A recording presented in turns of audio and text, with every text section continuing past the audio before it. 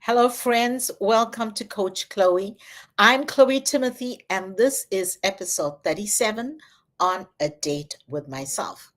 Today, we're diving into something deeply personal yet universal, the journey of self love and what it means to truly enjoy your own company.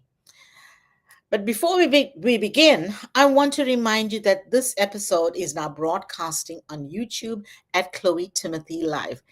If you're loving the content we're creating here, please like, share, and subscribe to help us grow this community of self love warriors. Let's inspire more people to embark on this self love journey together. Here's something we can think about. Have you ever thought or taken yourself on a date? And I'm not talking about spending time alone, but intentionally carving out moments just to honor you. What would it feel like to truly enjoy your own company? No strings attached, no validation needed. That's what we're unpacking today. So, whether you're driving, whether you're working or unwinding, let's take this journey together. Let's explore what it means to show up for ourselves in a world that so often demands we prioritize everything else. Stay right there. We will be back in a moment. Welcome to Coach Chloe, the journey to self love.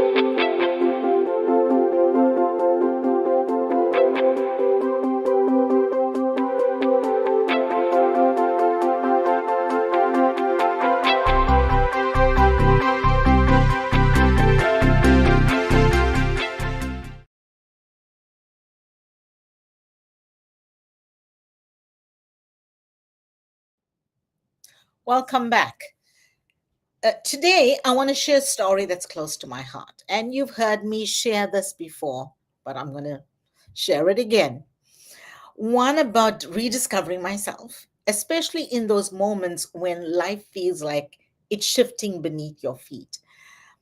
So, about 18 months ago, my son Jethro moved out to start his life, and I've shared that with you before. Now he's 29, an amazing young man with a kind heart, a sharp mind. He's the kind of person who makes everyone around him feel special. And he made me feel that way. So when he moved out, I'll admit it hit me harder than I expected. The house felt so quiet. If you've ever been in a space where the silence almost echoes, it's deafening, you'll know what I mean. I could hear the silence. And in that stillness, I realized something. It wasn't just about Jethro leaving, it was about me. Who was I when the roles I'd spent years playing as mom, as coach, as friend were suddenly quieter? My identity was wrapped around being a mom, and that wasn't there anymore. You know, that question it kept on coming at me. Who am I? I felt at a loss. And it took me back to another pivotal moment in my life after my divorce. I stepped into a new relationship, and at that time, it felt like it was healing, but deep down, I knew it wasn't right. Something was not just happening. So breaking up was tough. I just felt like I was not right there in that relationship. It was almost like not the right timing or something. So, it was my first relationship after my marriage, and part of me wanted to hold on, afraid to be alone. But here's the truth. Sometimes you have to let go of something good to make space for something great. Or in my case, to make space for myself. I remember sitting alone after that breakup, feeling the weight of the quiet and just asking myself, what now, Chloe? What now? It was a painful question, but it was also an invitation. That's when I made a bold decision. And again, that bold decision just didn't come easily. It took a lot of just being pensive, being quiet, thinking. Because when you're in the silence, somehow you can hear your thoughts loudly. I decided to date myself. And I thought, what if I went on a year-long date? I know it sounds quirky, but that changed everything. It changed everything. I also remember, giving my year. Every year I do this. Give my year a name, and the name was Billions of Galaxies because I wanted to know what are possibilities that I can tap into. Because I knew that I belonged in a place where I didn't even know. I didn't know existed, but I knew I had to find myself. So I started by taking myself to concerts and different cultural experiences and Broadway shows. One of my most memorable moments was attending Liverpool Oratorio, written by Paul McCartney, sitting there surrounded by this beautiful music. I sensed a sense of renewal. It wasn't just I wasn't just an audience member. I was reconnecting with my soul. I remember the heavenly sounds of the violin, the music, the melody played by the violinist, just piercing my soul, and it was holding me in a space that I'd forgotten this because I was so sucked up in all the roles I played. I'd forgotten the things that I loved. I carried that same spirit into other experiences, whether it was a Stevie Wonder concert at Madison Square Gardens or seeing Sting's magnetic performance. That's my favorite singer. Or even listening to Billy Joel perform all the hits I knew so well. It was that same moments of awe, of just thinking about, wow, I love this. I forgot this really was there for me to enjoy. Now, to be honest, at first it was uncomfortable. Like I needed someone else to validate the experience. I'd go and be so uncomfortable, come back home to an empty home, and, it would hit me like I'm alone. Then the silence would hit me. I'd come home and cry. Um, the first concert, second concert, third concert. And I'm like, am I going to get past this? But the more I did it, the more I persevered, the more I started showing up for myself. It was probably by the fourth event, I had gotten home and I'm like, okay, I'm starting to show up for me here. Something magical happened. I stopped worrying about what people thought. I stopped worrying about who was on my left or who was on my right. I stopped worrying about whether people thought, hey, who is this woman sitting alone here? I stopped comparing. It was just me. I was being fully present and alive with Chloe. You know, have you ever done that? Just, let yourself just be without expectations or comparisons or what people thought about you. Um, if you haven't, I challenge you to try it. Beyond the big events, I started creating smaller rituals like cooking meals just for one. I'd never done that because I always cooked for Jethro, always excited to make something for him, lighting candles.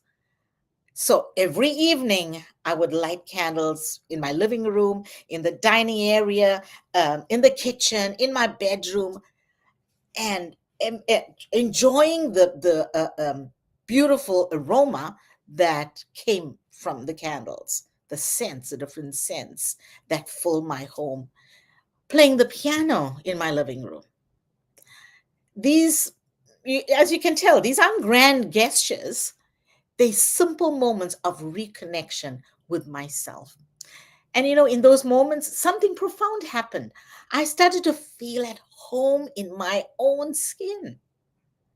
The quiet stopped feeling empty and started feeling full of me. Think about your daily life. Where can you carve out space for little rituals that honor you? Maybe it's savoring your morning coffee or maybe taking an evening walk.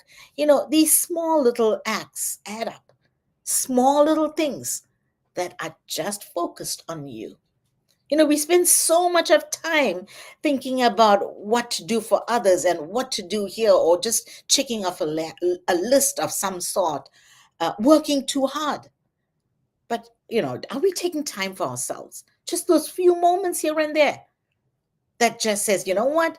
You are special. That person in the mirror, that person you're looking at in the mirror every day, you are special. You're the most important person right now. And guess what?